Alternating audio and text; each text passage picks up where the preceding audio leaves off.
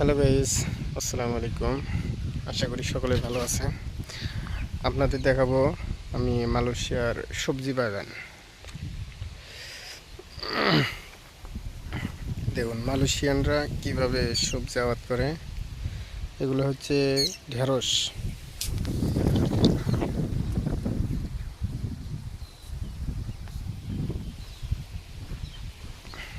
ঢেঁড়স আর লাউ।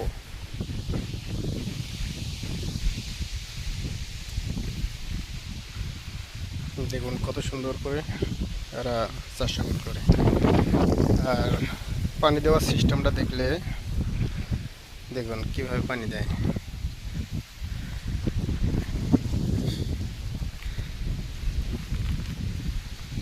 এইভাবে মোটর চালু করবে যখন, তখন এটা এইভাবে ঘুরবে, ঘোরার পর বৃষ্টির মতন পানি বের হবে।